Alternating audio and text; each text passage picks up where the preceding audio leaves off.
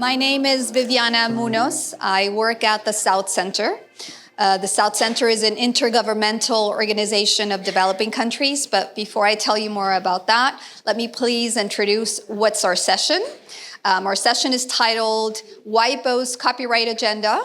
Can I see hands? How many people know about WIPO? Okay, pretty much. Well, we hope that when talking in this session, maybe you'll know a little bit more than you know about the work so far. I'd like to introduce, we'll do so more in detail as we go with our panel, but I'd like to introduce who will be our substantive speakers. We have Professor Sean Flynn, who most of you, I think, know, who's been a key lead also for this meeting, and he's a principal investigator with the Program on Information Justice on the right to research and international copyright at the Washington University in the US. We won't have some of the delegates or policymakers that represent different countries at the World Intellectual Property Organization joining us, but as myself, I work in Geneva, I'm based there, and I work with the delegations. I'll try to be covering a bit of the aspects that I think they'd be bringing to the discussion, and as well, Sean, in his substantive presentation, he'll be also covering some of that. And of course, we have here in our panel as well significant experience as well of attending those WIPO meetings and discussions from everyone who will also chip in on this. And then the discussants, as we go along, I'll introduce each one of you. So just to get us started, I saw from that raised hands that everyone knows about WIPO, and it's difficult not to, of course, in the intellectual property space. First of all, WIPO is a quite ancient institution in the UN system. Actually, people don't always know that WIPO actually is a part of the UN system, though it's a specialized agency. But it's a very peculiar one because the UN agencies usually have a core, let's say, a core mandate that was tied to the basis of what the General Assembly does in the UN, and then we have these particular areas, whether it's on health or different aspects. And WIPO instead came very late to the UN system, only in 1975, and its history is actually quite corporate. It comes from a smaller group of countries that set up the institution in Europe, and only many years later, once it also had started doing its own work, which was really working on the harmonization of intellectual property protection between those countries and between the standards that were seen to be fit in the European context. Later on, they considered that they wanted to be broader part of the United Nations, and there was an agreement then established for establishing WIPO as the World Intellectual Property Organization, which then led to the broadening of the membership. So now it's quite global. It includes pretty much all the United Nations core countries, but that was not where it came from. And why do I stop there before starting this session? Because it's really important to think about our knowledge governance structures, and this is a key agency, when we're talking about these issues of justice, of where's the public interest. Also to see that these governance structures, they're also not fully neutral. It's not that we have now representations of all the governments, that means that every government is exerting their voice on equal footing, or that they are representing all of their, let's say, constituencies, whether those be, as we were saying, it gets complex, which are right holders, which are users, but all this multiplicity of how we build up the governance, and these inequities also show from the history of WIPO, and that brings us to how we'll tell you what's the story of what's been happening in the processes in WIPO, whether it's in norm setting, which we'll discuss, but there's also other roles in WIPO that also might distort what we would like to see as a more fair system of how we establish international intellectual property rules and how these are implemented. And that includes technical assistance. So that's less talked about, but WIPO actually is one of the richest or international organizations. It actually has a budget of 907 million Swiss francs in a year. I mean, this is much more than any other of the specialized agency in the UN system. And most of this money, I mean, only about 20 million is from countries. So it's not assessed contributions. It's very particular. It comes from the services it provides through treaties that they have then right holders that provide fees through the systems, in particular the Patent Cooperation Treaty. So it's a very different organization. And why do I say this again? It's also because this is not what WIPO usually presents and says. But we are the South Center, and we are in the Global South. And so this is a message also that we need also to teach. We need the researchers to also understand that when they are reading WIPO documents, there is also this history and this tension of where this is coming from. And another big fight in WIPO from the Global South is even for representation inside, for example, of human resources. While it is meant to be, participation of all countries, overall, who is inside WIPO as a technical people is still skewed more towards the richer developed countries, when developing countries have the largest membership in terms of countries represented. Another just broad inequity that remains is also in terms of compositions in the different committees, who gets to chair a committee. It's always a long fight, but it's an important one of actually who gets to chair a committee. It tends to be that Group B, which is mainly developed countries, are overly represented in many groups, and they usually get to chair because of historical reasons, but a sort of sense of entitlement in WIPO that somehow they will know best how to lead these discussions on intellectual property and where these knowledge governance critical discussions should go. So this has changed. In the past 20 years of WIPO, developing countries have become much more proactive in trying to set the agenda at the World Intellectual Property Organization. I'll only mention one highlight, which was a 2004 push to establish a development agenda for WIPO. And we don't hear about this much, and we should. So I would just highlight as well, if for anyone who's really interested, and also when you're looking at your specific area of work, but seeing from this same perspective of, where are these issues coming from, the development agenda was really critical in trying to shape a change in that knowledge governance through internal WIPO structures. And some of important changes have been achieved, but in particular, that mindset that we're talking about of how do we change to say, well, first of all, we can also set our priorities into these rules.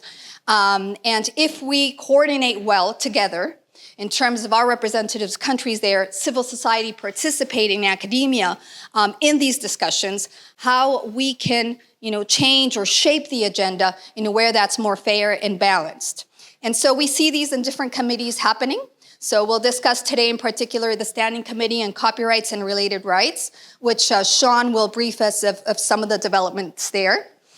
And again, just to highlight that, in 2024, there were 2 treaties that were concluded in WIPO on the Design Law Treaty and on genetic resources and associated traditional knowledge, which had only one substantive provision, as many of you might know. It's only about that patent applicants, when they apply for a patent, should disclose the source and the origin of where that genetic resource came from, and if it had traditional knowledge, if they know the indigenous or local community that traditional knowledge was taken from. So that is quite a gain. So of course this is a small gain, but it is a gain in the fact that this, after more than 10 years of negotiation, was achieved. So I think Sean will also reflect a bit about how that was achieved, of this balance of now having a better coordinated position among developing countries, and as well a clear strategy about how to link interests of both, sometimes a very different interests between groups, and how to be able to strategically play on that of different interests to also get a norm-setting outcome that was seen as a priority for developing countries. So with that, I'll turn now to Sean for our first substantive presentation, and then we will move towards our panel. Thanks, Sean. Okay, thank you. Thank you, everyone. So thanks to Tobias and the UCT crew and the Recreate crew for getting us this great room. So in some respects, this topic becomes, really abstract and esoteric, but I want to kind of try to bring it down to everything we've been talking about, which is to say the same kind of policy debates repeat in the international level at WIPO as exist in the local level. And so to some extent, it's just finding the different forums where the same debates are happening. And so we're here especially because the so-called Africa group, the Africa group of countries within the international sphere is super influential. You can't get anything done without the Africa group support. It's a huge group, and they tend to be very organized, and they speak with one voice. And so you have these debates between maybe the US and the EU, or North and South, and different kind of coalitions of countries, and Africa group is always the swing vote. They're always the ones that carry. So I'm gonna focus on some different initiatives that the Africa group has been leading. So your different countries have been very influential in these policies. And if you're thinking about how am I gonna use this information? Part of it is if you're involved in the policy process, whether you're in education or research or whatever, libraries, whoever your local policy people are that you know are probably involved in some respect. They're being consulted at the international level as well. And so as Viviana mentioned, the international intellectual property is super old. It goes back to the 1860s and 70s. And I want to draw on, some of the different presentations we've heard from. Chidi mentioned earlier today a group of legal scholars call themselves TWAIL, Third World Approaches to International Law. And these are people who bring in the lessons of kind of decolonization, economic development studies, and are applying it within the legal field. And some of those major insights, of the Samir Amin and the Walter Rodneys of the world was that you have to look at these colonial constructed economies and what are they built for? Why is it that the only trains we have go to the port? Because it's for extraction. The development that was built to extract resources, right? And the international legal architecture often aggravates and promotes those same patterns of extraction. The ability of the colonizers, the core, to feed off of and profit from the periphery, right?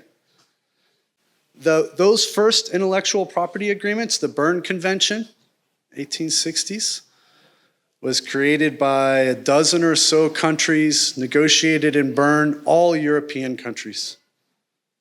Some of them bound their satellites. Spain bound Guatemala. The only developing countries were as peripheral agents. They weren't influencing that agreement. And the original laws that all of us have here were written by colonizers. The first copyright law was not written by a free South Africa. The one we've actually mentioned was written by apartheid South Africa, but the one it was based on was written by the UK. And when they export those laws, they change little things subtly because they're not writing it in the interest of your creators or your development. They're writing it in the interest of the distributors and the others that can ultimately profit. So the writers may be in South Africa, but the publishers are in Europe. The musicians may be in South Africa, but the record labels are in Europe and the United States. Today, there are 3 academic publishers that dominate about 90% of the global market. There's 3 record labels that dominate about 90% of the global market. We have massive multinational monopolies, and intellectual property law is part of what holds them up. Intellectual property law creates markets in spaces where there naturally no markets. It's not land. You can't physically exclude someone from your idea or your song. So we create a legal artifice to come up and say, there was no market before, but now there's a market. That market is completely created by the state, and therefore the state is responsible for the outcomes of that market. So we heard Ben, on the first day, show these charts. I'm sorry, I don't have them right now. And he said, you look at the intellectual property rent that different countries make. You can imagine it. The US looks like this. And then to go to Africa, you have to go to the next page because they have to change the scale because you don't show up on the first one. And that was showing gross, not net. If you show net, how much do you earn minus how much you pay? All of your countries are way below the line. You pay more out than you take back in. And that is a function of your own law and also the international law. So we're talking about legal reform because that's what this is all about in this field. It's just law. It's not nature. You're not less creative in South Africa or Africa, right? So what have we been talking about? So 3 issues in this context, right? So we are users of intellectual property. So when you create a monopoly, if you only have a few global publishers in all the world and you want to buy a book from them, they can charge you a very high price. In fact, and this is a twisted but true economic logic, if you have a highly unequal country, even though your average income may be lower, the profit maximizing price for selling in that country might be higher. This is true in South Africa because you're so unequal. You would rather sell 10 items at a very high price than to send 10,000 at a very low price. We know this from the AIDS medicines examples. Right, you remember? There was $2,500 per capita a year was the median income in South Africa, but the drugs were $13,000. You could literally not afford the drugs for all that need it, but they could make more money that way than shrinking the price all the way down to the affordable price. And the same is with textbooks. Ben showed a statistic showing you can buy Nelson Mandela's book in South Africa for $33, but in New York for $14. Higher here. The author's here. But the price is higher here. But that's the economic logic of monopoly. You'll find that all the time. You all experience this every day. You go to another country. Why is this cheaper than in my own country? Even though we're a poorer country, because they're not basing it on how much you can afford. They're not basing it on trying to serve everyone. They're profit maximizing. And so if you want to change that logic, you have to change it. So as a user, we have interests. So what do? You might need to shrink the scope of the intellectual property rights. You might need to expand the exceptions for intellectual property rights. Maybe our libraries need more rights, not less rights than the ones in Europe, right? If we want to educate our people, maybe our schools and our teachers need more rights. So this agenda is there, and it's happening, and I'll tell you more about it. There's a copyright committee where the developing countries are leading on an exceptions agenda. So that's happening there. Creators, right? We are also creators. And the same thing if you're a huge monopoly, okay, now you're the record label, now you're Sony. And Mercy comes with her new song to Sony. And what does Sony say? It's okay, you give us all the copyright in your song and we're gonna give you 10,000 Rand and go away. And we're going to take your copyright forever. And we're going to make all the money after that. Every sale, we're going to keep. And you've been paid. So go away. And now what does Mercy say? She can say no, but then who else is going to be there to buy it? There's no one else. It's monopolized. There's nowhere else you can go. You have very little bargaining power. It's take it or leave it. And then we also, and I'm taking this from Chidi today, we are also the mine. Because the logic of colonial property systems is you don't recognize the property that you don't want to pay for. You say, oh, those people were hunters and gatherers. They were not property owners. They were transient. So we can come and take that land and build the mine there and pay nobody nothing because nobody was there before us. Only our investment in that land counts as property, right?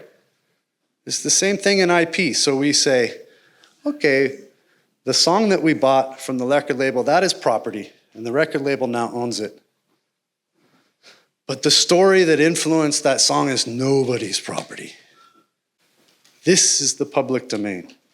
Traditional knowledge, genetic resources, traditional cultural expressions, all of these things are outside the system. So we don't have to pay for those. You know the story of the Weemaway song. And Disney didn't pay for that song. The song came from South Africa, but not in the global legal architecture, it didn't. It was floating out there in the public domain. Don't have to pay anybody. So that's the excluded system. So the agenda for developing countries is about expanding limitations and exceptions. It's about protecting the rights of creators vis-a-vis the distributors. And then it's about extending the new property rights to fields that were historically left out. That's what's going on in domestic law, and it's what's going on at WIPO. I'm going to focus, given the crowd, on limitations and exceptions. I'll say a couple things about the other field. So if you looked at a map of limitations and exceptions like this is just research exceptions. The green ones are the most open exceptions. The red ones don't have anything. No research exception for you. The other countries have all kinds of restrictions. So who are the green countries? They're the most wealthy countries. So the most wealthy countries have the most open exceptions. But when we export the law, we close them down. So the poorest countries tend to have the most closed exceptions. So these are research exceptions. So what does this mean? We were talking yesterday at the libraries, UCT is sitting on these like amazing libraries of struggle footage and manuscripts going back, and they say we can't show them to anyone because we don't own the copyright. We can't put them into our research archives. We can't put them on the internet that says you can use them for non-commercial research uses because we don't feel like we have open enough exceptions to share the information that we hold on. And then they didn't preserve it, and then it burned down. So now it's gone. Because they didn't have sufficient exceptions in their copyright law to feel like they could digitize these amazing collections. These are the results of the system that we have now, right? What's another reason? Okay, so here, South Africa, through the ANC-led party, passed the most progressive copyright reform in the world. President vetoes it twice and then sends it back to the Constitutional Court. Why, he says? Because he feels that the international law prohibits the domestic law. He's afraid that this Berne Convention and all these things that nobody reads actually prohibits him from having more exceptions for libraries, more exceptions for researchers, education, etc. So the international field actually becomes really important because the same politics, the ones who oppose it, are here. They lobbied, they lost, and then they go up the chain.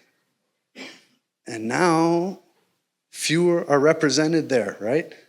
Most of you, it's amazing how many people raise their hands to say they know anything that's going on with WIPO. Most people know. But if I say, how many of you have been to WIPO? I know which ones. I can point to you. You don't have to raise your hands. There's 6 of you, So there's less representation there. Okay, so what's going on? Next big treaty that's coming is a broadcast treaty. The idea is broadcasters, the ones that just carry a signal across the waves, should have a new copyright-like right, an exclusive right to say if you want to do anything with the broadcast, you must get a license not only from the person who owns the copyright, the filmmaker, whatever, but from the broadcaster as well. Now you have to get a license from the broadcaster. So more license, you got to pay more people. Or if you receive Mnet or whatever it's called here and you want to record it so you watch it later, then maybe you have to pay a different license, one to not just watch live, but to actually record. And they definitely have a rule in there that says if you want to offer a catch-up service, where you can watch the show later, that only the broadcaster can give you that. Another firm can't come in like the firm I pay in the US and give you a third-party, cheaper system and record it yourself. Only the broadcaster is going to be able to do that. This is the proposal. It's a bad idea on its face. But if you do it, you have to have really good exceptions to that right for all the things that you'd be able to use that same content for. So if you're a filmmaker, under your copyright law, you can quote a film in another film. You all know Trevor Noah. Everyone knows Trevor Noah. You all watch The Daily Show, right? No? Out. Take her out. He criticizes conservative news all day long. So he quotes it, right? And makes fun of it and makes how ridiculous it is. He doesn't license it. Of course you don't, because Fox News is going to say, sure, take it on my show, show me how stupid I am. No, they'll say no. They'll censor it. They'll say, forget about it. No, but he doesn't have to, because he can quote that. Actually, this is part of the international standard is you have to have a quotation right. Oh, except in broadcast, they're proposing it's a may, not a shall. So like the most important words in international treaties, is it a may or a shall? If it's a may, you don't have to do it. So copyright has a shall. You shall allow quotation. Broadcast treaty proposes having a may. What does that mean? That means you could have rights under copyright to use material for an education purpose, for a research purpose, for all of these good purposes. But your broadcast law doesn't have to do it. So maybe you don't get the Trevor Noah show here. They didn't record it in South Africa, did they? They recorded it in the US. This gives us a comparative advantage. We can do it. You might not be able to do it. So other problems, this list isn't long enough. There's way more interest that you would want to have in exceptions for a broadcast treaty. There's some things that have been achieved in part through Southern leadership. That last one, preservation in archives, is the first international treaty to mention a right to preserve things in archives. So that's good, but it's a may, not a shall. And then this second paragraph, you could kind of solve it, but this says, and in addition, you can have anything what you have in copyright, but it's only may. It's not shall. So you don't have to protect everything in copyright. So that's broadcast treaty.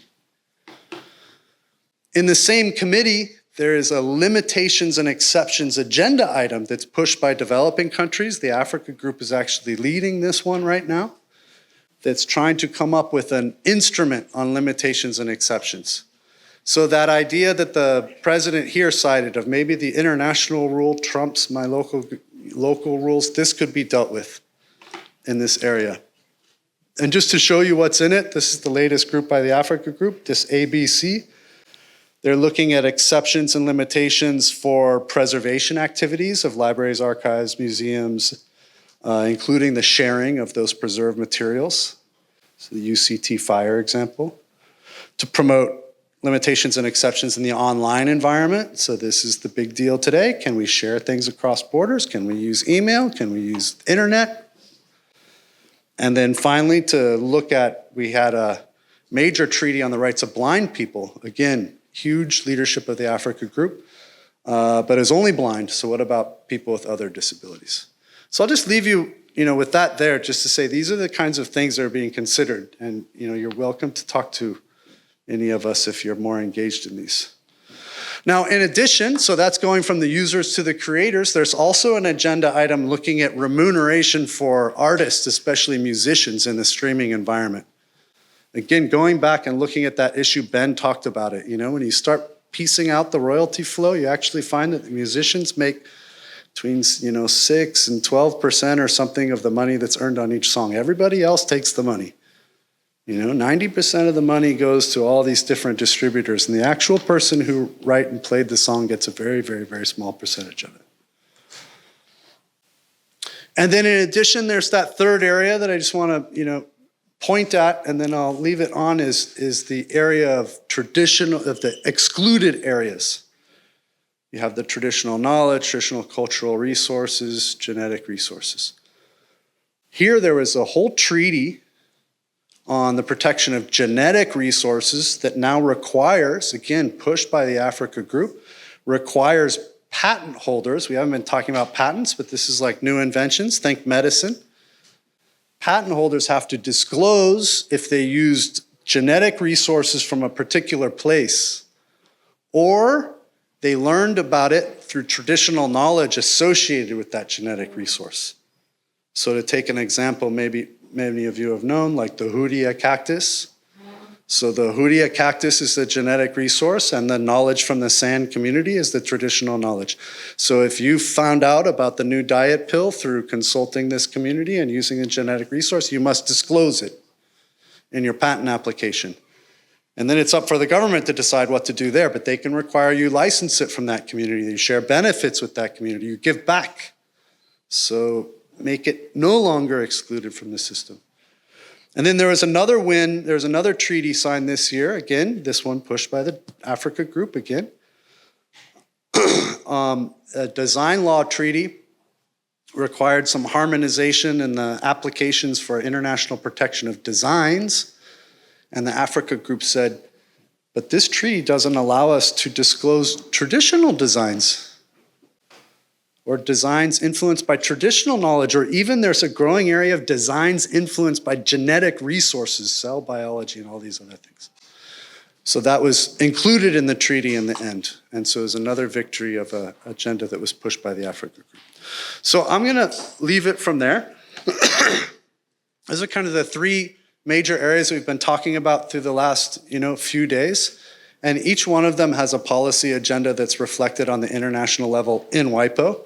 And with that, I'm going to sit down and we have a couple people from governments, I think, that are actually involved in some of these. Stephen Wyber, who represents libraries, has been involved in some of these things. And so I'll turn it back over to the chair.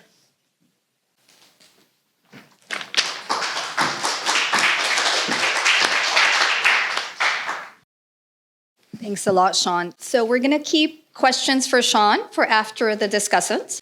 So I'd like to first give the floor to Gladys Isaac-Ojo, who's from the Nigerian Copyright Commission. Gladys, thank you for being with us, and you have the floor. Hello, everyone. My name is Gladys Isaac-Ojo. I am an assistant director with the Nigerian Copyright Commission, the copyright office that administers, enforces, and prosecute copyright offenses in Nigeria. So I'm going to be looking at the rights of broadcast under the Nigerian copyright law. As some of us may know, the Nigerian copyright law has just recently been amended. That's 2 years ago, in 2023. Rights in broadcast under the Nigerian copyright law, it simply includes the right of fixation. I'm sure we know that. General rights in broadcast, the rights of fixation, the right to reproduce, the right to make adaptation of the fixation. But the new law introduced a new right, which is the right to communicate to the public, either by wire or by wireless means, thereby making the public or giving them the ability to see, to view your broadcast in a time or a place that is independently chosen by them. So the rights in a broadcast has been expanded by the new law to include the rights to make available or to communicate to the public, and also the rights in the digital space. But the rights in the broadcast also has limitations under the Nigerian copyright law, which includes the general limitation to education, parody, satire, research, and the others. The new law also introduces the limitations by way of fair dealing, which is private use is also there. Fair dealing, the nature of work, substantiality of the amount of the work you're using, the impact of the work, and on the economic value of the work, etc. Then the power to make, also the copyright law, the new copyright law, also compels broadcasters to sublicense cable operators, grant them power to retransmit, broadcast also. So, and what I'm talking about AI, I saw AI there, broadcast and AI, and all that. The Nigerian Law Copyright Act did not envisage the AI provision.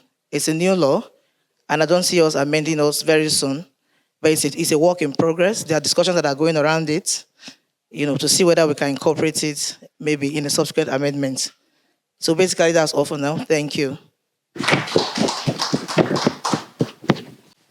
Thanks so much, Gladys, and we'll keep as well questions for after we do the first round by everyone. So thanks for the update on Nigeria's case, and perhaps after we can follow up to hear, is there a main national broadcaster in Nigeria, or if on the policy side, where was the interest for updating these broadcaster rights in Nigeria?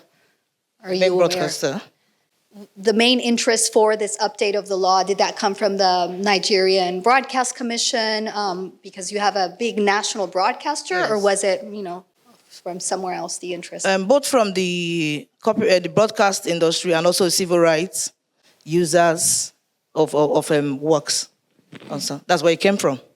Okay, so there was a consultation between broadcasters and consultation between the government, between civil rights society, between creatives, CMOs, relevant stakeholders in all. Yeah. Fantastic, thank you. Thank you. So I'd like to give now the floor to Sharon Chahale-Wata, Deputy Executive Director, Training and Research of the Kenyan Copyright Board. Thank you, Sharon. Yes, good afternoon, everybody. My name is Sharon Chahale-Wata.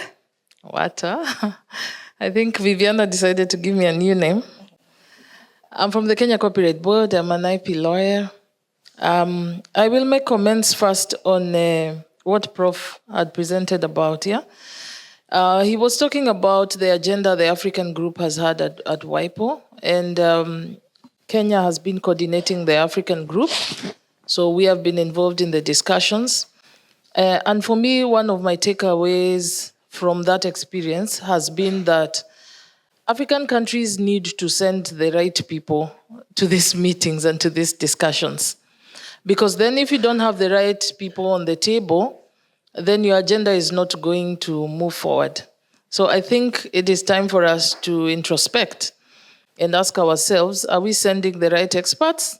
Are we having the right people on the table? Is our agenda being pushed in the right way? I think for me that has been the biggest takeaway experience for me, because then if you don't have the right people, then even your national interests are not going to be represented adequately.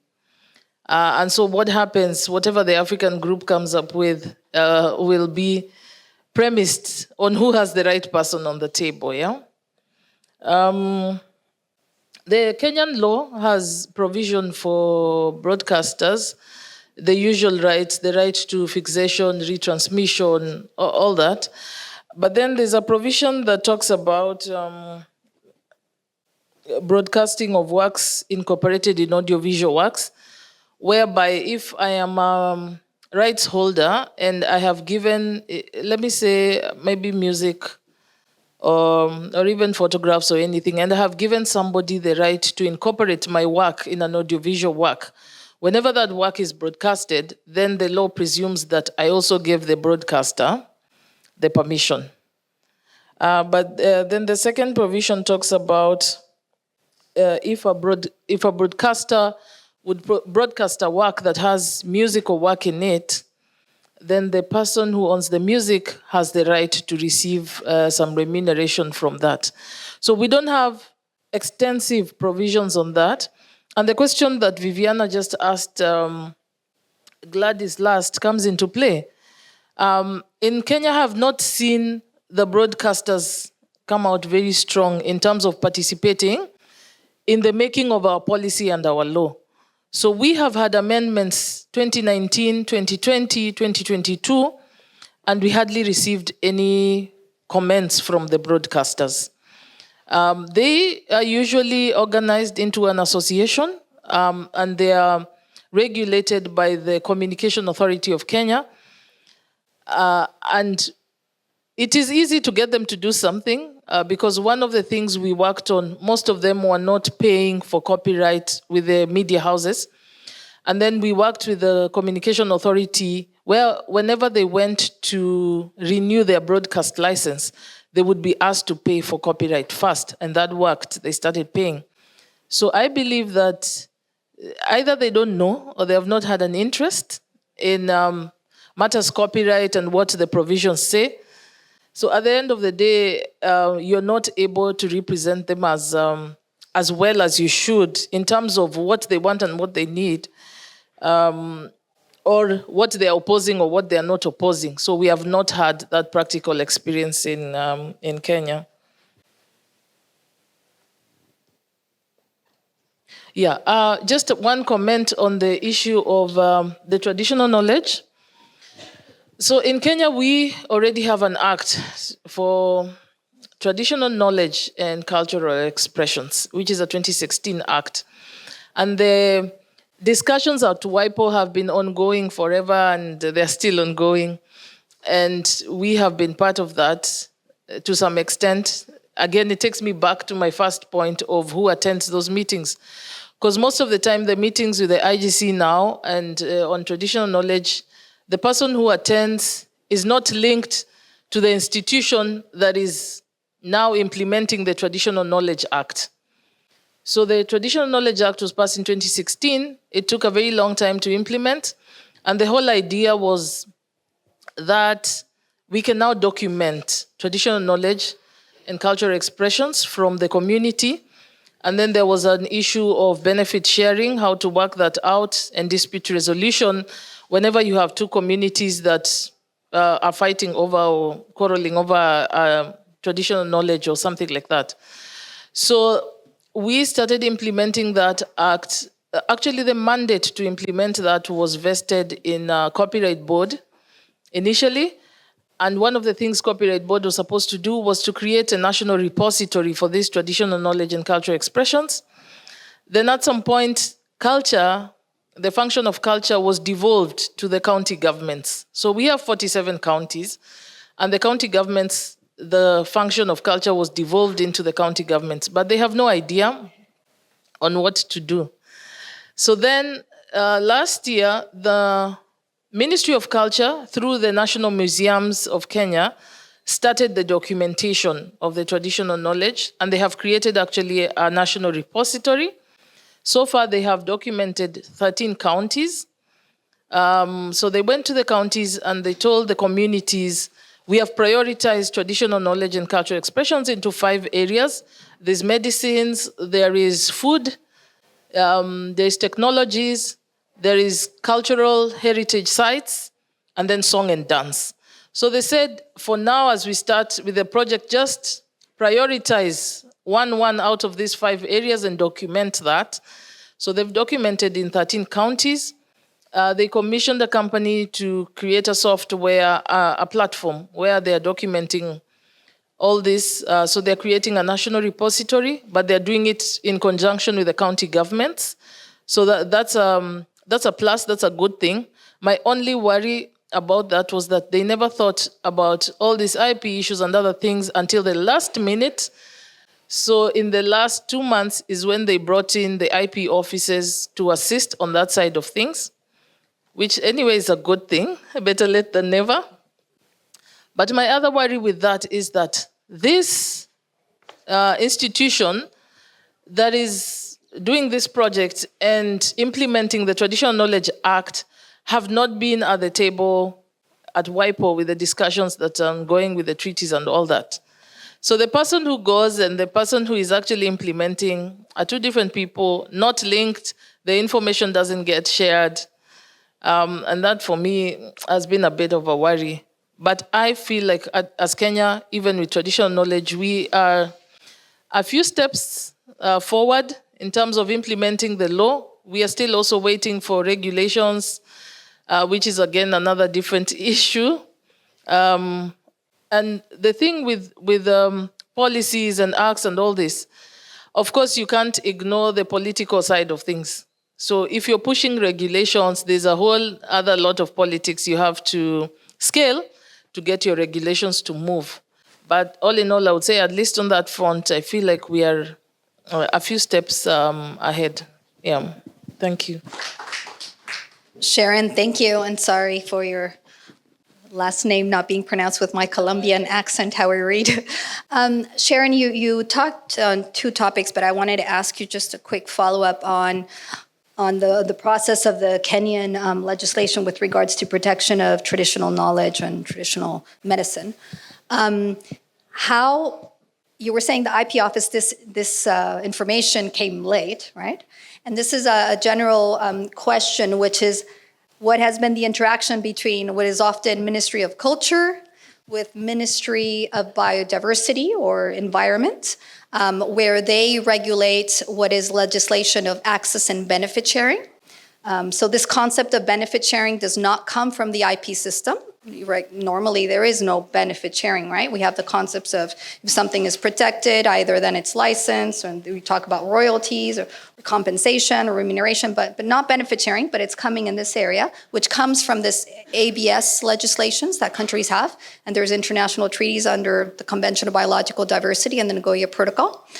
And so I just wonder, in this case, was there an interaction then later between, all these ministries that deal with pieces of legislation that necessarily interact with each other, and whether the indigenous and local communities, where they consulted as part of all these processes, to your knowledge? Or so when the act was being done, the communities were not really consulted. But right now, with the project of documenting, the communities have been trained. Actually, they're the ones documenting into the system. They document themselves. And we've had some communities that are actually documenting their local language. So you're even not able to know what they documented. But the idea is like they want to protect this. They don't want you to understand. So right now the communities are being brought in. The issue of ministries, the whole of IP, let me say, so we have industrial property that's under a different ministry. We have the plant variety protection that's under a different ministry, agriculture. The industrial property is under industrialization. Then copyright is now under culture. So that has been another problem, that a lot of these things are very fragmented and not always in sync with one another or in consultation. But one of the things that this regime is doing, we have a fairly new government, maybe 2 years. They are trying to consolidate and amalgamate all these institutions that seemingly have similar mandates to one. So there has been talk actually of copyright, industrial property, anti-counterfeit, and the Plant Variety Protection Office being merged into one IP office. So I don't know what ministry that's going to be under, yeah. Thanks, Sharon. And I think that points to how the specific context can be so diverse that it shows why that national practice needs to inform prior those international efforts, as it's very difficult to get it right for a variety of countries, given the specificities. So I'd like to now turn to Agaba Gilbert, Director of Intellectual Property Department of Uganda. Good afternoon, ladies and gentlemen. Good afternoon. Thanks for yes, I know it's afternoon and some food ends up somewhere else apart from the stomach. But again, I would like to start by thanking Recreate and UCT for hosting us. In these conferences, I've learned more. I think I came as a facilitator, but I'm learning more than speaking, which is good. But today I've been given, she said we don't have a time limit of speaking. Our president went to the United Nations. So when he reached there, they told him that you have 5 minutes to speak, and then you go back and sit. He stood up, and his first words were, I traveled for over 40,000 miles, I don't know where he was going, to come for this conference, and you think I'm going to speak for 5 minutes, you proceed to speak for 45 minutes. So please time me. I'm coming with a speech. I'm called Agaba Gilbert. I'm from the National Intellectual Property Office of Uganda. It's known as Uganda Registration Services Bureau. And we handle all the intellectual property rights, so copyright, trademarks, designs, patents, utility models, geographic indications, except for plant varieties. So plant breeders' rights is handled somewhere else. I joined the office a little bit later, but what drove our current policy stance with respect to intellectual property and intellectual property regulation was our membership to the World Trade Organization. Most of you are aware that just about everyone in this place, where they come from, joined the WTO, and with the signing of the agreement on trade-related aspects of intellectual property rights, there are standards of intellectual property that all member states were supposed to adhere to.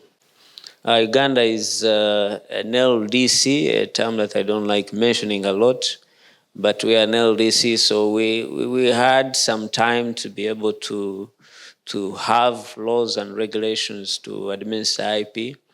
But nonetheless, funding became very available for this purpose. After we became a member of WTO, someone from the Department of Commerce, I think from the United States, ran around Africa distributing money for countries to make laws on IP. And one of the laws that came out of that process was the Copyright Enabling Rights Act of 2006. And it's a fairly good law by all standards. I think they did a good work in studying what was prevailing at that time and where they think regulation will go in respect of IP, and came up with this law that is currently obtaining in Uganda. However, like I said, the imperatives for the policy direction of our law was more coming from outside than internal. So it was not a process that was driven by users or creators in the country mainly. And when you look at even the report that came out of that study, most of the people who commented on the bill were from outside Uganda, not the local people. But I have to give kudos to our colleagues, of course, who came before us, that they ensured to bring balance to that law. But like I was saying, however, I think having had some time engaging the process at the World Intellectual Property Organization, participating in 2 diplomatic conferences where Madame Vivian here was our chair of one of the committees that negotiated the GRTK treaty that happened in Geneva in May. She held us in good stead, by the way. Most of the things that we are grappling with, she helped bring balance to the negotiations. And also I participated in the design law treaty that Sean was showing you right now, where the door was slammed in our face. We had 3 days of sleeping at 5 in the morning every day. I think they were trying to cause sleep exhaustion, that we don't, focus. So having gone through this process and understanding really how those who have had a long history with IP really view how it's used, I think as Africa and African countries, there is more we can do, particularly when it comes to how we use either copyright or any type of IP. You look at the history, for example, patents, that a patent was granted, as Sean shared with us. It was granted as a privilege, and in exchange you had to work the invention. You had to do that. They gave you exclusive right but you also had to work the invention. But importantly, the patent also granted you some kind of monopoly when it comes to trading in the products that you are manufacturing. So there was a clear purpose for having this intellectual property protection. In that we were not protecting IP for the sake. There was a purpose that was intended. And as Africans, that's one of the questions, I think, even what Chidi was telling us, the question of either what is in this for us, what is the value for us protecting IP? Why are we doing what we are doing? Of course, you heard again from Muñoz here that WIPO established the development agenda, I think, in 2006. They established what was called the development agenda. And most of its work, I've been involved in a committee that administers most of its work called the Committee on Development and Intellectual Property. And what we do there is you have projects or proposals written by countries in the north, which are mainly implemented in the south. There are very few proposals or projects that come from us, and later on they are implemented anywhere else. So most of the projects, and Uganda has, we have implemented most of those projects, but they come from there and come down. And as a country, we were asking, but why are we doing these projects the way they are conceived? They do not really address the issues the way we would want them to be addressed. We want these projects to be changed. And the project manager will tell you, this is what was approved by the committee. I cannot change it. So looking at how the development agenda is being implemented, there is still a problem. So that leaves us as Africans, what do we want out of this process in respect of IP? What do we want to achieve? When you look at the TRIPS agreement, they also envisage that IP would serve a certain purpose. I think Articles 7 and 8.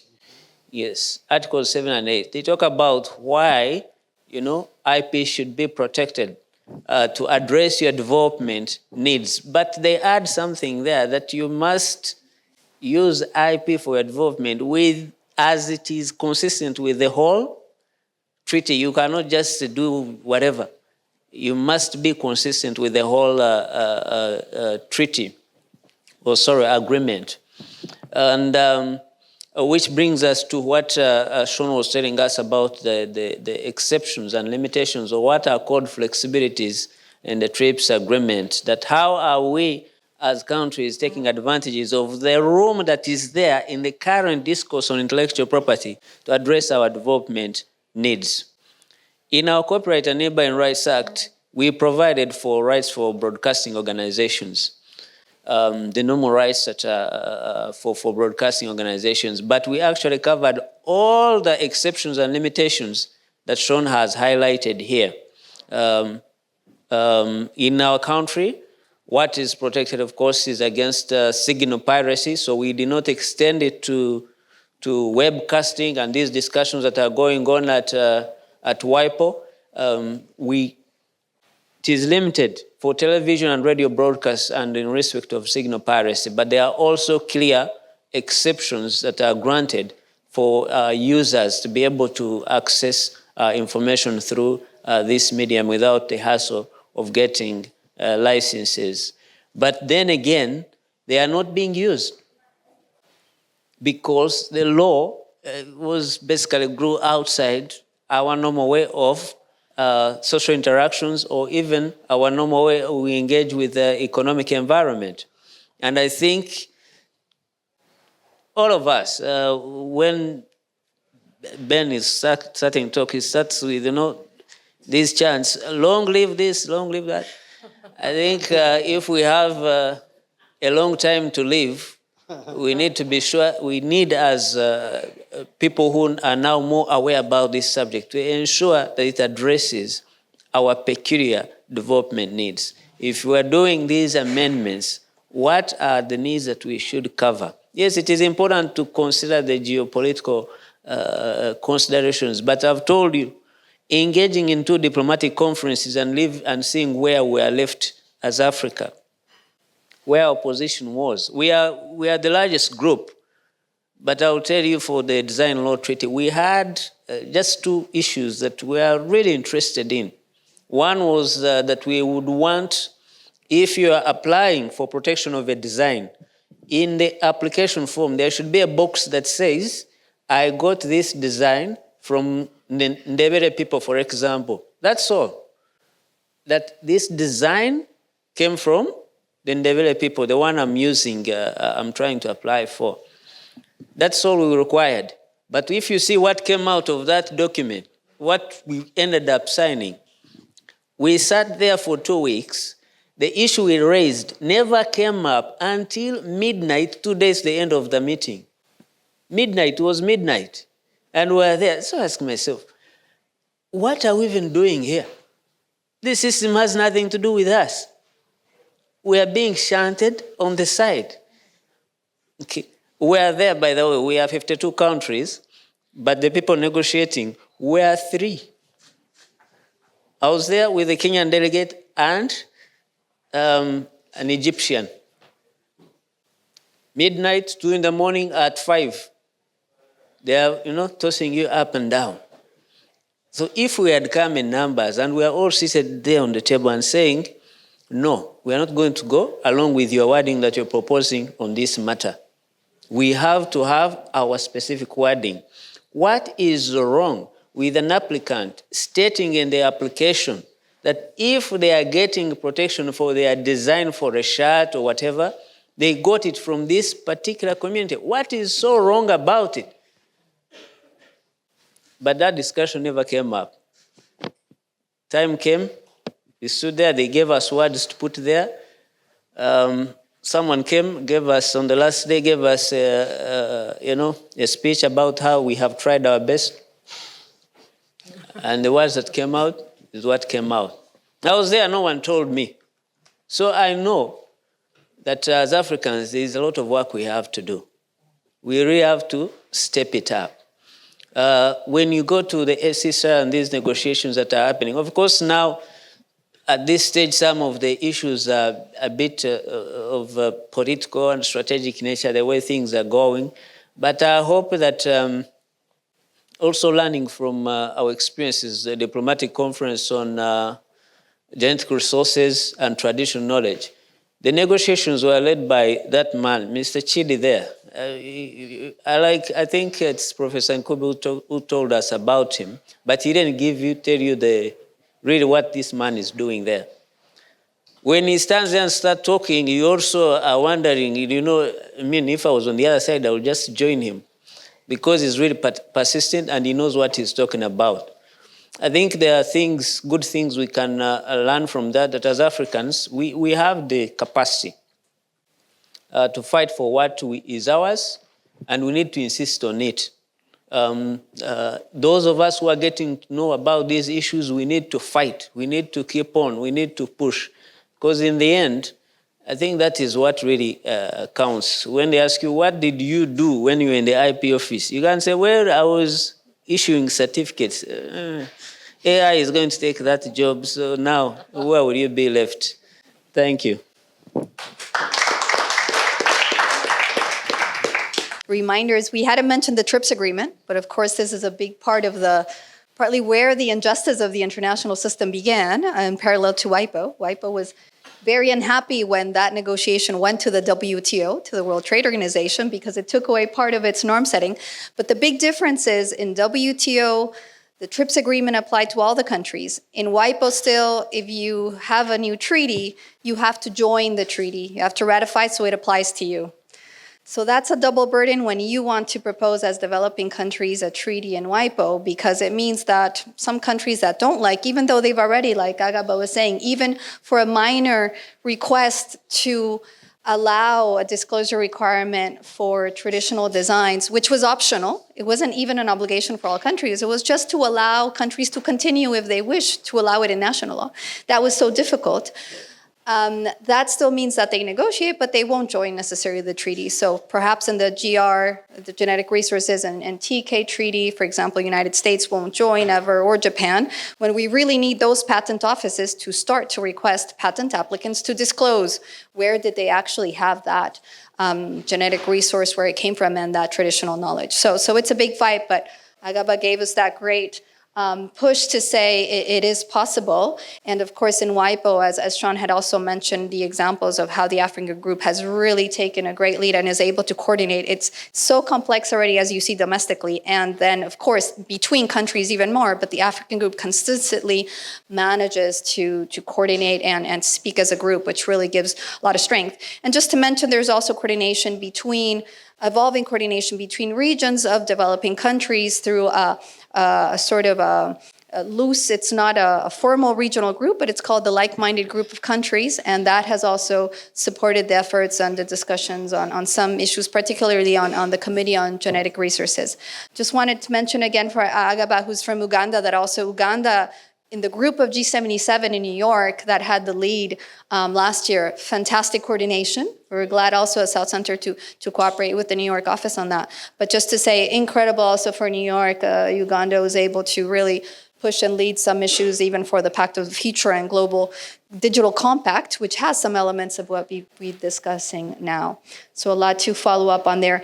So Agaba, I won't ask you a particular focus question on the many topics you touched, but I just wanted to ask you about, in terms of the LDC, as least developed countries, the TRIPS agreement did not require direct implementation, as you said, and the transition period was, as long as you're a least developed country, you don't have to apply the TRIPS agreement except for some particular provisions. And in the case, for example, of pharmaceuticals, it keeps on extending that you don't have to apply this. Do you think there's been sufficient knowledge domestically about that huge flexibility in terms of policy choice that there is in terms of designing an IP regime that could be quite different from the harmonized system under the TRIPS agreement still, in particular for least developing countries? I think generally the topic on or the subject of intellectual property was not so well known in Africa. I was telling someone that when I joined the IP office, I just about knew most people who were dealing with IP in sub-Saharan Africa. I mean, I was just from one country, but I just about knew everyone in sub-Saharan Africa, particularly in the IP offices. And training really took on, WIPO and other institutions really came into fore pretty much recently. Again, thanks to WIPO, there was a program that was established at the University of Africa in Zimbabwe that has really brought awareness about this subject. Of course, you have very good faculty here at UCT that covers issues of IP, but South Africa as well. It's there, then there's us, you know. So most of us really didn't have so much interaction. As a result, the policy drivers usually, or the people who were driving these issues usually were not the owners of the IP in the country, or even the indigenous people themselves. It was usually some other thing that is driving this process. And you ended up, in the end, with a law that is really much what some other person wanted to get. In the case of Uganda, what helped was that civil society was very, very particular about this issue. So when you talk about the patent system, whereas civil society could not tell the government that you do not need to do this, which they did, and I know it's for sure, government still insisted, went ahead, but in Uganda we do not protect inventions via patents in respect of pharmaceutical products. because of civil society. And this brings to fore what we are doing here. And why we are proud, for example, to participate in this activity with Recreate, that there is a role. Because usually civil society people, they are well informed, they are passionate about the subject, but importantly, they have the linkages with the people that can make these decisions to be able to influence something one way or the other. So for Uganda, this space, though it existed, it was shut by forces outside our control, but civil society, I think, did a great job to ensure that there is some level of balance, that at least the interests of Ugandans are taken care of, and we are able to have something that has some interests that are for the local people. And then with the now continuing education that is coming up in most of Africa, I think we are seeing a different shift in terms of how we are engaging with the subject. So these issues are coming up now, but what people are saying that, okay, we are now here. What can we do? We find ourselves in a system which we did not choose. What are we going to do? We are not going to keep saying, well, we shouldn't be here. Well, you're already there. You are not going to go back. So what are we going to do? And those who have the expertise, who have been able to help us, we are certainly grateful, but we believe that if we continue at this rate, I think in the next few years, we should be able to sit on the table and discuss these matters ably. Thank you. Thanks, Agaba. So I'd like now to turn to Stefan. Stefan Wyber is Director of Policy and Advocacy of IFLA, International Federation of Library Associations, and I think some of us here had the pleasure to also hear you chair yesterday in the meeting. Stefan, you've been involved in SCCR discussions. Thank you very much for the floor, and thank you to Recreate, thank you to Pitch It for the organisation, and I'm very conscious that I'm a guest in this country and that we've got some really excellent library representatives in the room as well who do fantastic work. So I'm conscious that I'm here, but I'm very much representing the work that they do and hopefully celebrating it. I know I'm at risk of sort of stepping back quite a long way, but I think I come from an international NGO. I think I'm very much going to build on what Viviana was saying at the beginning and what Sean was saying, in trying to talk a little bit about why, as libraries, why, as IFLA, we engage at WIPO. And I think there are two key reasons. I think, firstly, because the narrative around copyright, the narrative around intellectual property that WIPO, through its work, through its charter, pushes, is just not well suited to the mission of libraries. Libraries are there to support access to information for all. To see libraries are there because there's access to knowledge, access to culture, access to education, access to research, not only are rights in themselves, but they're also key enablers of other rights. And so if not everyone has access, that's a problem. And the problem is the dominant narrative around IP far too often runs against that. So I think, the narrative that we're working with is basically, it's exclusionary. It focuses on preventing uses. It doesn't reflect in any way on what are the opportunity costs. What's the cost of non-access? What's the cost of non-use of material in terms of educational opportunities lost, research cut short, cultural rights blocked? There's no incentive at all in the model as it is to think about this. And this problem is twice as bad when we get into the digital world, where it's not even the case that a library or a user even owns the work, the book, the article, the material that they're working with. They're using it at the pleasure of the rights holder. And of course, if you're a bigger institution, if you've got a lot of money, maybe you can negotiate more. But if you come from a small institution, if you don't have that sort of access, you get less access, you get fewer rights. You have less chance to fulfill those rights to education, to research, etc. So we're in this problem of exclusion. I think secondly, and this has been covered quite well, the current model of IP is deeply mercantilist. It's deeply about how do I maximize my exports? How do I minimize my imports? And this is an idea from pre-revolutionary France. It didn't work well for the French in 1789. Arguably shouldn't work particularly well now, but you've got this model in place which is incredibly sort of negative, but also by doing this, by sort of focusing on this opposition, on this exclusion, I think we're also leading to huge situations of market failure because there is not this incentive to take into account the negative side effects of the way that copyright works. I think the Marrakesh Treaty is an illustration of this. The Marrakesh Treaty exists because there was that recognition that the way that copyright works generates market failure. And so it was necessary to step in, to pass an international law, to make it clear that no, we need to take away these excesses of copyright to make sure that there is that possibility for access to knowledge for persons with print disabilities. Finally, the way that WIPO works at the moment, it's a bit like, I don't know, if you're a hammer, everything you look at looks like a nail.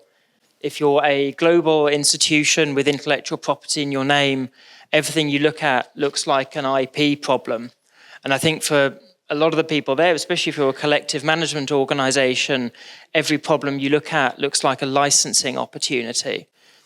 The problem is if we follow this logic through, that doesn't help. Copyright is not the solution to everything. Copyright exceptions are not the solution to everything. There's this failure because of the narrowness of the WIPO mandate to actually think about questions in the round, consider some of those broader questions which do come up at the UN. And I think, we get a much more mature discussion. And I suspect that Uganda and the G77 were behind this, looking at the way that the Pact for the Future evolved. At one point, text did get in there saying we need to strengthen IP rights, maximize use of the current international texts. That got removed, which I suspect is down to South Centre. I suspect it's down to G77. But because you're stepping back, because you're looking at the goals of international law, which in the end are the goals of government to lead to better lives for everyone, to lead to sustainability, you end up with a much broader, much more balanced perspective. I think the second reason why libraries get involved is, effectively, it's because of, and I used this term yesterday, the original sin of international copyright law, which is all about there are mandatory rights, but exceptions are optional. And so one of the risks with this is that there is no obligation, there is no pressure, there is no impetus to make sure that in every country you have that basic set of limitations and exceptions that give libraries, archives, museums, educators, researchers, readers the breathing room to work within copyright, the breathing room to avoid those sorts of market failures. And these are, I think this comes back very much to what Sean was saying about the may. The problem is, unless you make it a shall, you have a problem. And I think we've seen this in South Africa, we've seen this in other countries. Unless there is that guarantee in international law that this basic set of limitations and exceptions are permissible, there will be the Motion Picture Association, there will be the US Trade Representative, there will be the European Commission, there may even be WIPO people who come in and tell you that what you're doing is not compatible with international law. And this advice is deeply debatable and really shouldn't be being given. But until it's written down in black and white in an international instrument, we're always going to have to fight that fight. I think another reason is that because, again, these are optional, it means there's a massive variety in the way, in difference, diversity, in the way that relevant terms are written from one country to the next, which means that when for libraries, for archives, for museums, for educators, when they want to work across borders, which is second nature with the internet, but when they want to work across borders to bring together dispersed collections, to bring together the memory of diasporas with origin countries, then they're faced with confusion because the rules are simply not the same. There's no guarantee that that's actually going to be possible. And this is actually, clearly here we're focusing very much on the interests of the Global South, and many of the benefits here come to the Global South, but actually this possibility to work across borders is also something that will benefit libraries, researchers, archivists in the Global North. They also need to work across borders. They also have history in other places. They also have researchers who want to engage with materials globally. And so actually, by blocking progress, the governments of the Global North are committing an act of self-harm by hamstringing, by holding back the interests of their own institutions. So again, great, I don't know, if all you're thinking about is your trade balance, if all you're thinking about is this 18th century French concept of mercantilism, then okay, but you're also doing yourself a disservice by failing to consider the interests that people within your own countries have in being able to exchange effectively globally.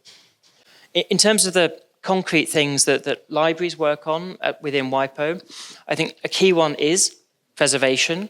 I think we had Nikki doing a fantastic presentation about the incredibly tragic case of the Jagger Library, of the role that copyright played in the decision-making beforehand. We know that the way that copyright laws are structured do affect how libraries take decisions about what to preserve. They're more likely to focus on things that are in the public domain. They're more likely to focus on things where the risks are lower. Whether something is important, whether something is unique, doesn't come into it. So these rules that are in place do have a structuring effect. They do affect the behavior, and they distort, they pervert the incentives that libraries face. And this is an issue that's only going to grow with climate change. Wildfires will increase. Tuvalu will disappear. There won't be a Tuvalu in a few years' time. And so firstly, having these laws in place matter, but having them in place internationally matters equally, because in the end, if you're storing things, you preserve a work, fine. But to access the digitization material, not every country can access digitization material. It makes so much more sense to share it, to share the skills, the materials. Again, within the European Union, for example, it works. The Baltic states, Estonia, Latvia, Lithuania, fine. They work under a sort of common set of laws. It's very easy to share. Not so easy elsewhere without those provisions, without those possibilities. When you're storing materials, you store them in the cloud. If you're Tuvalu, there's no point having a server in Tuvalu, because that's also going to be underwater in a few years' time. And so that importance of being able to store materials, but crucially to be able to access. Libraries, archives, museums don't just preserve materials as a nice free service to the rights holders, to the publishers, until such a time as they might fall into the public domain. We preserve so that things can be used, not so that they can only be used in 100, 120, whatever years from now. So there's that need. That's one of the areas that we really do push on and that we hope we can have progress on. But of course, as libraries, we are preservation institutions, but we're also about education, research. And so I think everything that's been said about the importance of making sure there are minimal research exceptions, at least, that these are digitally ready, that these do work across borders, we support entirely.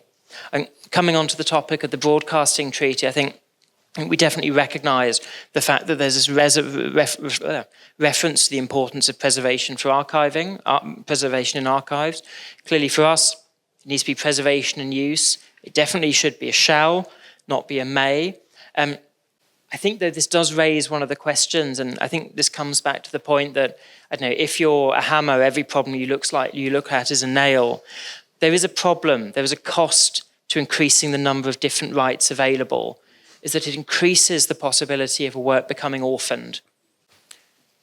The minute a broadcasting company goes bust, the minute a government disappears, the minute a country changes its nature, changes the way it does things, then every broadcast work in which that broadcasting organisation may have rights becomes an orphan.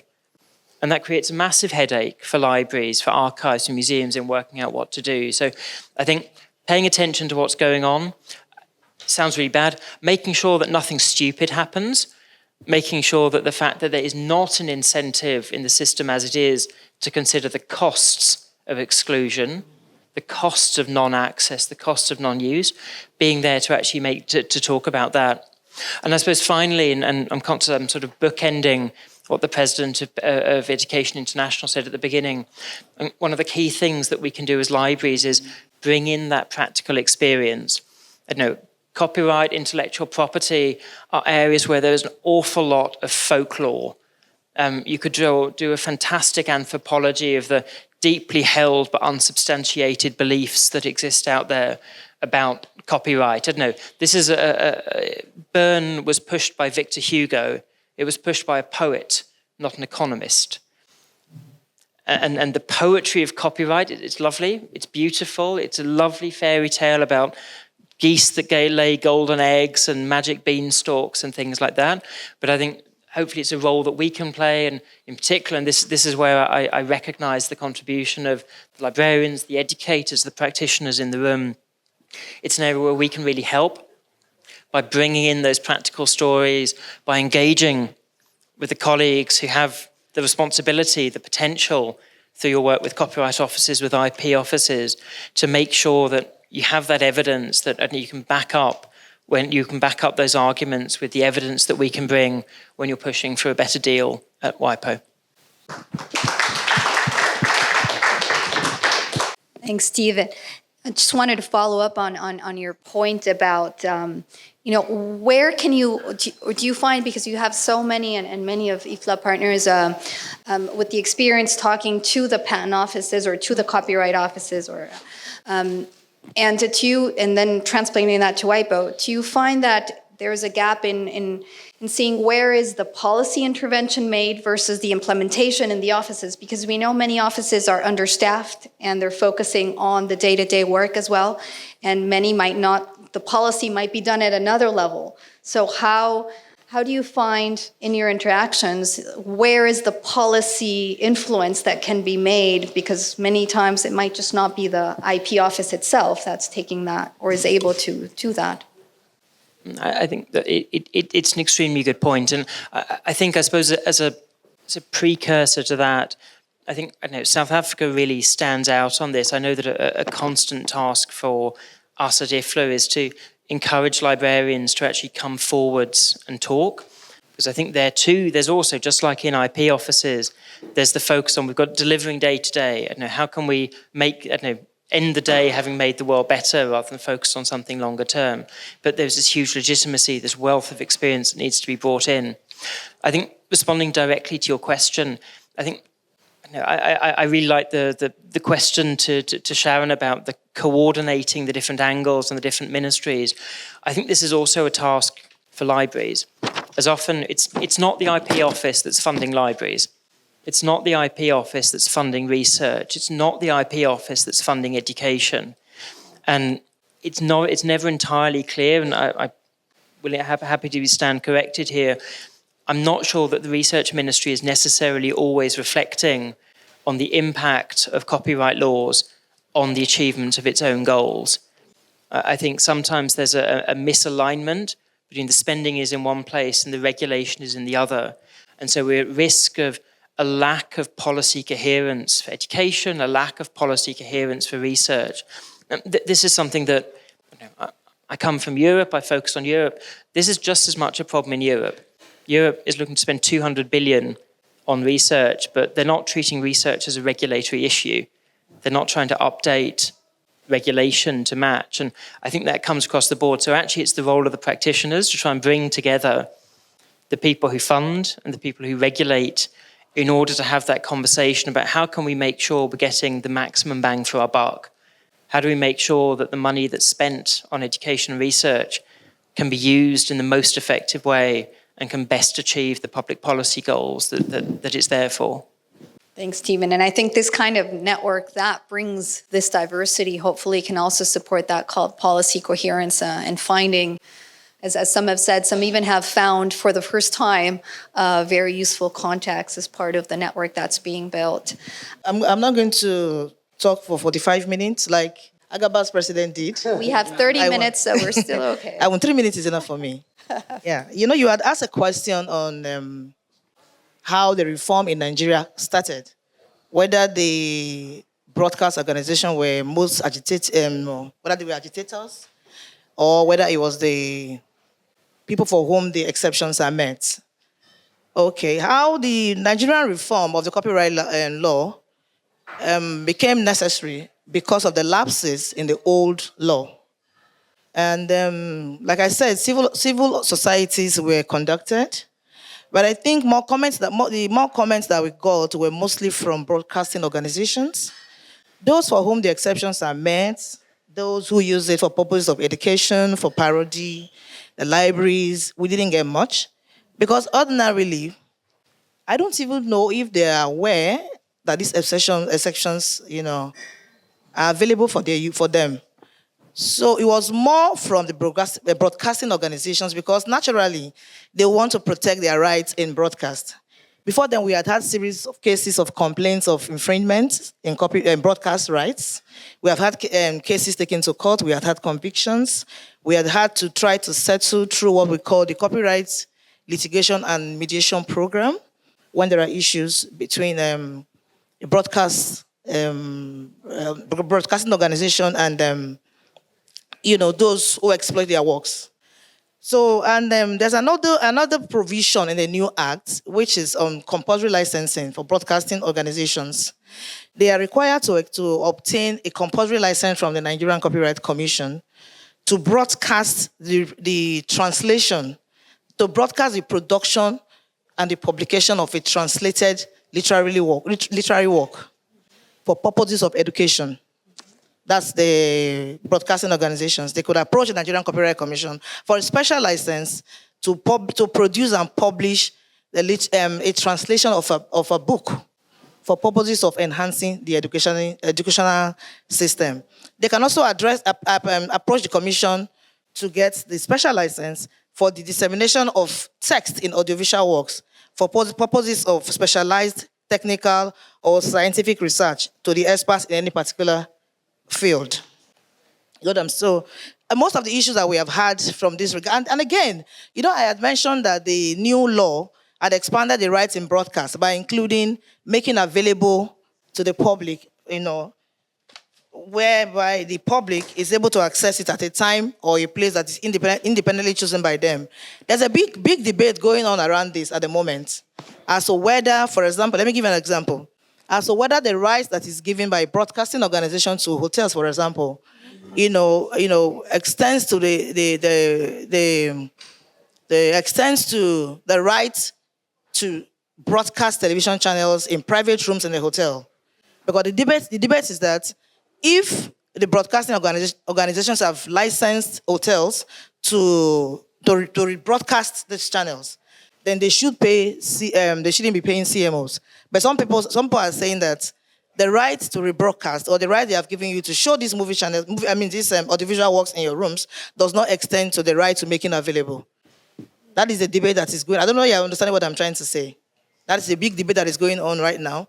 But the commission is mindful, of taking a position because we think these are legal issues which the courts should determine and come up with a decision. And we're waiting for it so that we can have a precedent in this regard. So basically, most of the issues that we have border on infringement of copyright right in broadcast, not complaint from those who are supposed to take advantage of the exceptions. So I think for us, we need more awareness. Yes, awareness, enlightenment in that regard, because most people don't even know that these exceptions are available for them or for their use. So I think we need to focus more on those areas so that they can take proper advantage of these exceptions. Thank you very much. Thank you. Very practical. Thank you very much. Gladys, she's my compatriot because I come from Nigeria. And, something I found a bit off about the reform is that most of these stakeholders were consulted in silos. We write to you, we write to you, we write to you. And that approach had never worked anywhere. And for me, I would rather, you bring this, because let's take, for instance, the food you call pap in South Africa. When I schooled in Togo, it's called corn, if Mr. Pedi is here. And in Nigeria, we call it agidi. We didn't even know what they were made of, or myself personally didn't know what it's made of in various countries until I got in the same room with people from those places. So the libraries, you said, may not even know, or museums or archives, how these exceptions apply to them.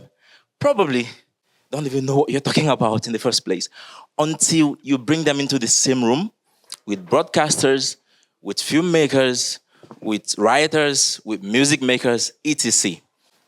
So I'm just going to, sit back, relax, and hope that the regulations, which is the next step for us in the Nigeria Copyright Act of 2022 reform, would do better, like you said, in the conversations, in the awareness, in at least try the consultation with everybody in the same room. Thank you. There's somebody online who has a question. Oh, okay. I can read it out. Insofar as the representative drafting and negotiation of legal instruments, is there no mechanism to monitor the participation levels and competencies so as to advise states? How do you ensure that the affected sectors are included in the drafting groups for representativity and nothing about us without us principles? That's from Advocate Nozipo Nandipa Nsaluba. So this probably relates to the WIPO norm setting processes, I would understand. Yeah, do you want to take that, Sean, or? I can say something. I mean, you guys are in the rooms, but there's it's hard to make sure the right people are in the rooms. Sharon was making this comment, I mean, so it's at one level, it's for governments to decide who they send. But you'll definitely find that if you go to, for instance, the Copyright Committee, the US will bring like 10 people. And they'll have like, for each agenda item, they'll have like a senior person and a junior person and different speakers on every single issue. And then like when Kenya was the Africa Group coordinator, they're coordinating for the entire Africa Group. They speak on every topic, one person. And you might even find they don't have a capital delegate there, or they might have one capital delegate, So there's a huge, resource problem there. But I'll say that, so some of the work that South Center does and that PIDGIP assists with is doing a lot of capacity training and trying to go to these meetings and being like experts in the room, to consult with. But again, that's only a couple other people, There might be one of us or maybe two of us in the room to consult the entire global South. We consult, like 80 something countries. So it's not even, but we do what we can. But it's a resource problem, and it's kind of, I alluded to that in my talk. You take these same debates here where you are, and then you shift them to Geneva, where it's very expensive and it's very far away, and fewer people will be there. But now you count the number of publishers in the room, and there might be 40 publisher representatives. So it's not fair. It's not a super fair, good place to do global policy, honestly. But that's why I must watch carefully.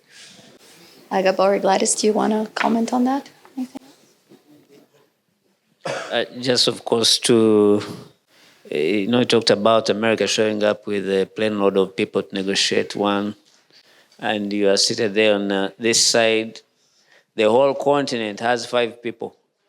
The United States has showed up with about, and it's true, by the way. When Vivian, for example, during the negotiations for the Treaty on Genetic Resources and IP, she was chairing what was called Main Committee 2. So what we realized was that countries like the United States, for Main Committee 1, there will be a whole group that shows up to give you, really, to give you attention about the issues that are being discussed. Then we go to Main Committee 2, you see new faces. But on the side of Africa, the same people. And in some instances, you find that the people have showed up from most countries in that conference for the first time. So they are there also wondering, what are they going to do? What are they not going to do? But I think it's more reflection, as Sean has mentioned. It's really a national issue. For example, in South Africa, they have so many departments here, and in these negotiations, you tend to see people from these different departments. They have at least an average more than 3 people there. South Africa, when it comes to Africa, I think they are not bad, but compared to other people, we are struggling, but they are doing something about it. So, but importantly, I think for me, the hope we can have is that there is more development and capacity in most African countries to engage with these processes. Sometimes people who are interested, they don't know, so they really don't know why they should go there because they don't really have an understanding of these issues. But there is now a change. But true, I think, again, what Sean mentioned is the role of civil society. For the GRTK, South Center actually did some training for ambassadors. Our 2 ambassadors in Geneva told us how they had engaged with them and, told them about this treaty. And they gave us guidance. They didn't do it, I think, for DLT, but for the GRTK, I think they did trainings, but also WIPO has tried at the initiation of members to ensure that in matters that affect, for example, indigenous communities, they have tried to set up a fund so that you have a person who is directly interested in the subject to participate in the negotiations. It was actually unique that for the first time you had the voice of not country delegates, but people representing a group called an indigenous community having a say in the negotiation of that treaty. But it all comes to how we do things from our countries, and I think it's upon us to ensure that we resource the right people to go there and participate in these forums, but importantly, equip them with the skills and knowledge to be able to effectively engage these processes. Thank you. Sharon or Vivian, would you like to say anything on this? Countries, irrespective of the challenges we have, we tend to wait for last minutes to prepare. We would know that this topic is on the agenda, it's coming, but then we don't. And even amongst ourselves as, say, member states of the Africa group, we don't caucus to say, this is our position. Sometimes we reach a position to counter another. So I think we can also do better from ourselves to prepare. And more so, it's our positions as countries. Because if you don't go with a position from your country, then you can fall for anything. So it's challenging, but I think we must really regroup and have a voice. But we did well last year. I must say the coordinator from Kenya is doing a good job. I think he's still responsible for the Africa group. But it's a lot on one person because normally they run from WTO to WH, all these organizations. So I think we must just prep better also just to minimize the challenges that we have. Thanks. Yeah, I would just add on this point, so on perhaps summarizing what you were saying together. One, the issue of domestic coordination. So as you were saying, consultations that can hear different views so that then the representative or representatives can bring that already. That's one, and of course difficult, but it's an important one, since officially the negotiators are only the governments. So they are the only ones who can really have that strong voice and vote. Then having civil society, academics, and others as observers attending and supporting and giving that side support, that's really been important in WIPO. And WIPO, at least on that, is open. And anyone who wants to listen, if you want to listen virtually to what's happening on these meetings, you can just log in to any meeting. So that shows it's quite open to then get more inputs. But that's a second level because you're still, outside. You don't have that direct voice. And the third, in terms of that, of what can be done in the side of WIPO, they can do, I see at least 2 core things. One is the development agenda asks to do more assessments before a new norm is proposed, to do an objective assessment, what could be the implications of that? So for example, if we were gonna have a broadcasting treaty with much more extensive rights-based approach, but with limited limitation exceptions, what might happen? And that is not happening regularly, but that was an important push that we should continue to support to say, do these pre-assessments assessments before we have new international norms to see the different options, what can come out of that. The problem is that sometimes when WIPO Secretariat has been asked to do partly assessment, they tend to focus on the great benefits of the protection side, but not on drawbacks, as was mentioned, trade-offs. There's always trade-offs in intellectual property. So what are benefits vis-a-vis cost to who? And so that tends to not be as nuanced in the WIPO analysis.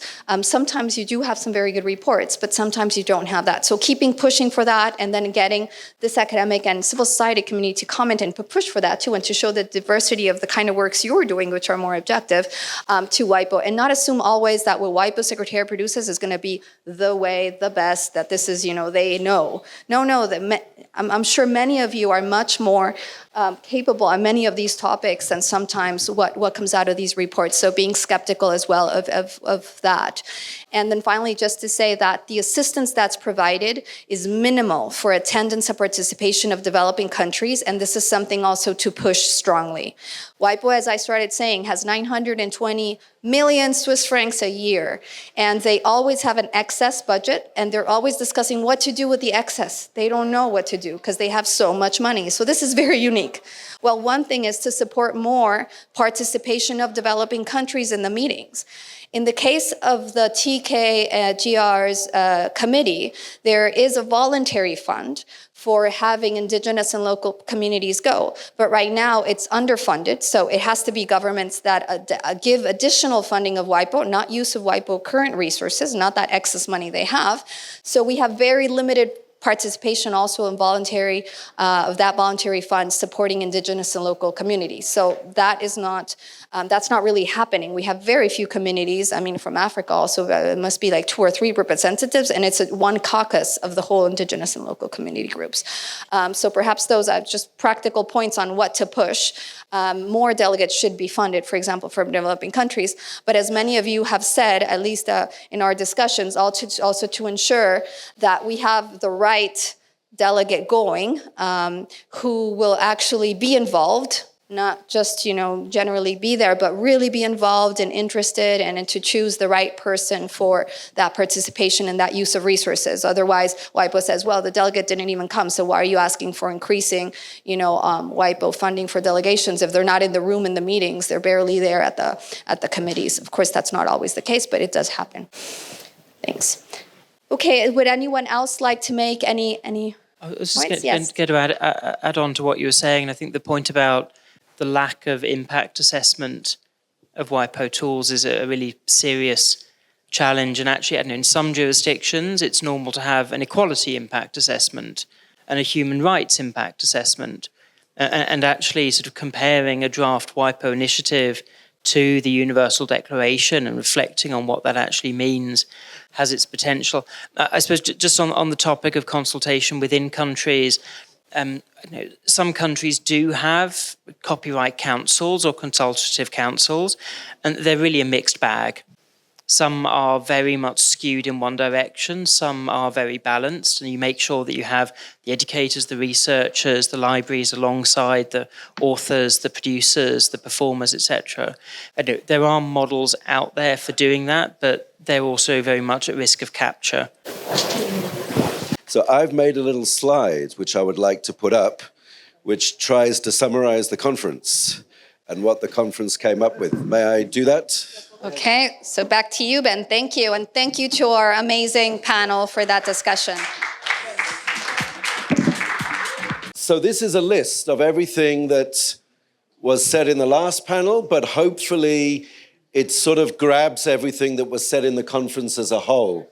We could expand it if people think that it would be useful. We have said on knowledge governance and intellectual property as a whole, question the paradigm, the whole system, the whole approach to intellectual property is not a given. It's something we've created because we grant intellectual property rights to people, as the government that we elect. Question in the paradigm, mercantilism and commodification. Creation and knowledge sharing is not always a transaction. Recognize the artists, recognize the artists, I put it 3 times, Mercy.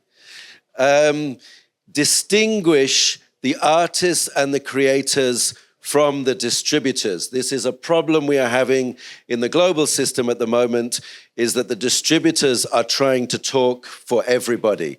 The distributors or the rights holders seem to think that they can represent everybody in these conversations. So we need to keep an eye on that. Very well formulated by Stephen. Keep in mind the costs of exclusion.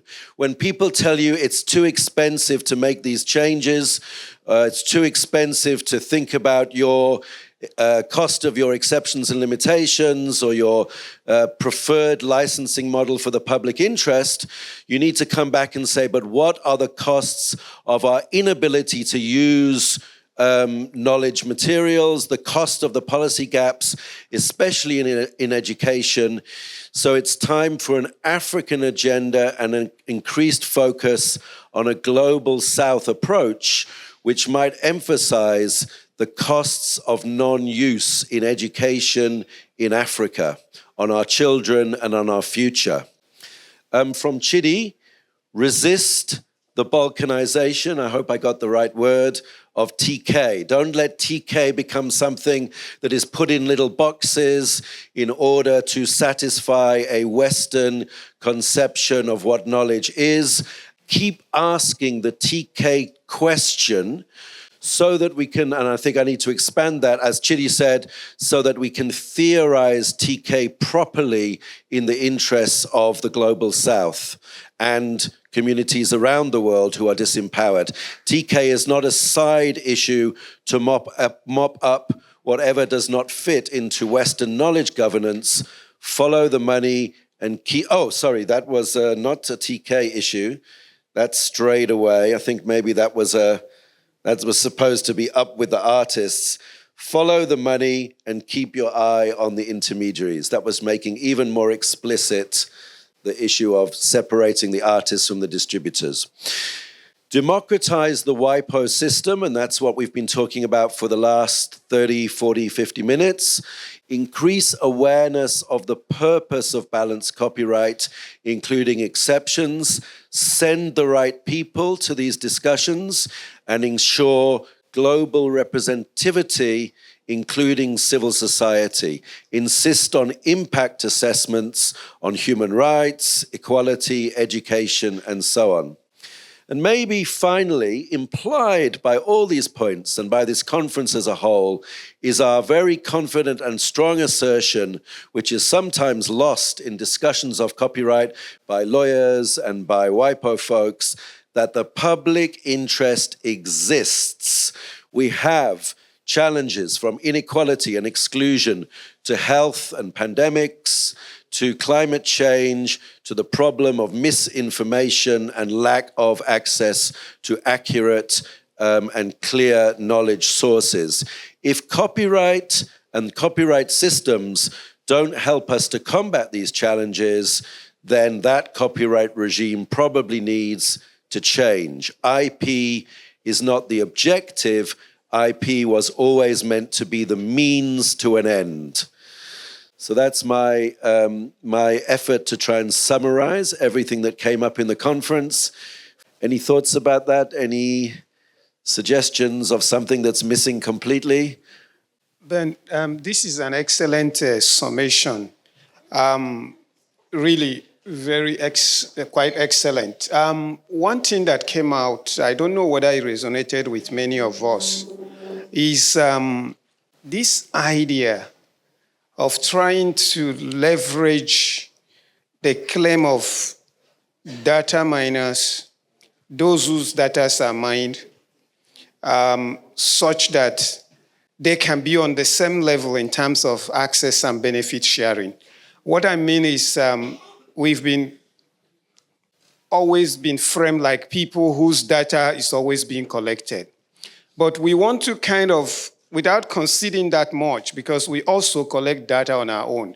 But the idea of mining or like farming of data, which was one phrase that resonated with us earlier, is that if we are trying to really case for information justice and equity in knowledge governance. Those who mine data and those whose data are mined should have what I could call some leveling of interest in terms of claims around access and benefit sharing.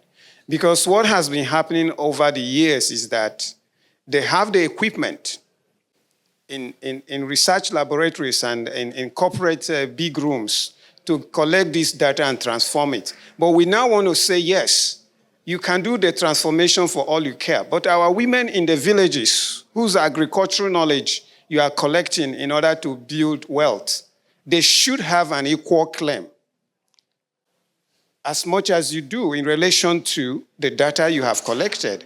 So that for me is one thing that we should begin to put our fingers on as a bargaining chip in the way knowledge is governed.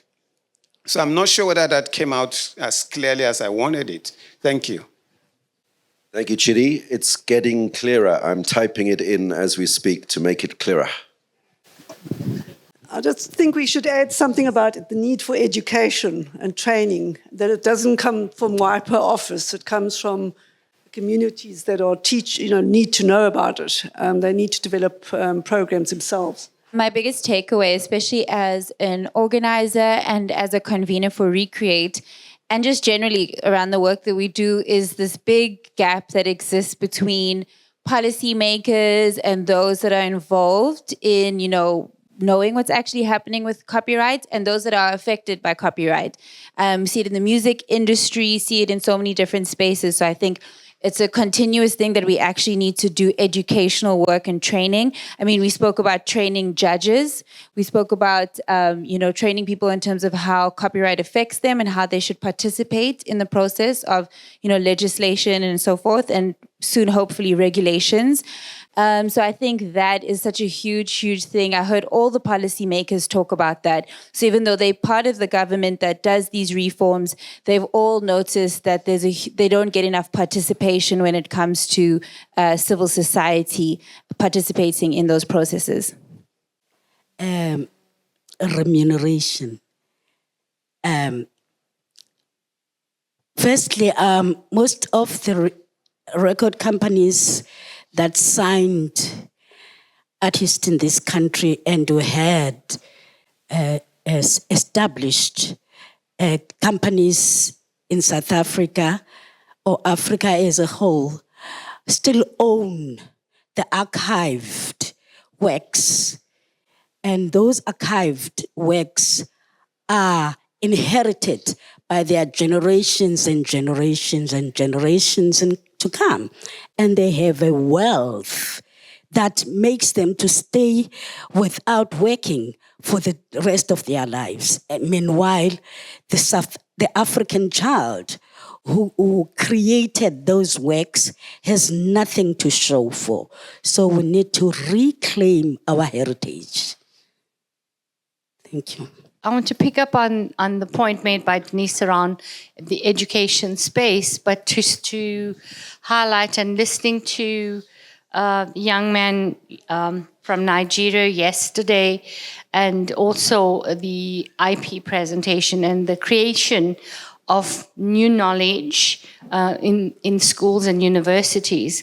And I think part of the discussion going forward should be, how do we make it more, the knowledge of copyright and intellectual property accessible to people, learners at school? Because as somebody said yesterday, a young artist at 16-year-old is performing and had no knowledge of what kind of contract to engage in, etc. So that could be broader than just music. Thank you. I'm not sure if it was covered by the previous people on broadcasting, but what about the use of Spotify? We've been approached by a publisher who was then wanting to use our spoken word version of books that they publish we create them with our volunteers for print disabled and vision impaired persons. But they said that the way that they would commercialize it is not on audible.com or amazon.com, but on Spotify, where there is a remuneration, which we know, a royalty paid to the artists. Could anybody just give some idea on that side, as well as then broadcasting? We're involved with Schools for the Air, as well as, and it's digital radio broadcasting, which we're developing with Centec and SABC. But farm radio, and this was raised by the fact that somebody talked about sharing agricultural knowledge. The idea was that communities share agricultural knowledge for the benefit of their fellow communities in an open source environment. And it wasn't seen as intellectual property per se. If anybody can give some idea on that, and also the copying of archives and things to make it available as a public service rather than archival film as well as archival material, and have an open source ideology instead of the let's try and get distributors or others to make a buck. Thank you. When it comes to archived works in the cultural creative industry, it is so imperative that we meet each other's needs halfway, because those artists or creatives live on that. It's their only work. It's their only life. It's the only life that they know. You know, you can't take my works and give it to the public. You know, how am I going to live? How am I going to survive if you archive my work and if I reclaim it, you give it to the public? You know, I'm just trying to find out. I don't understand. Maybe I didn't understand you well. I think this goes back to an understanding around fair use and how fair use works. And fair use includes what is the purpose of the work, how much is being used, what is it being used for, is it affecting the creator's income in the marketplace? So going back, it wouldn't be, we could have a further conversation around that. And I just want to add, going back to, and I think I'm also speaking more towards musicians and creatives, but going back to some of the stuff Keith Lister was saying around, we do have some of the infrastructure. We just kind of need to use it more when it comes to promoting remuneration for artists. For example, the quota on local music on radio stations. Are radio stations paying enough local music? And then in turn, are collecting societies actually collecting the royalties? And I think that could go back to some of what you were saying. There's some innovative ideas there that in terms of how do we use platforms to also get remuneration and royalties for communities that might be involved in making certain things accessible. So that's a very interesting idea. Great. So these are some high-level thoughts we will share and make available to everybody. We can do more work on them and see to what extent they're useful in future conversations. But I think it is time to say thank you for your amazing participation from Joburg through to Cape Town. Thank you to everybody who contributed to making this conference possible. Just to go through one more time, the lead supporter, funder, for this was the Program on Information Justice and Intellectual Property at American University Washington College of Law, funded by Arcadia.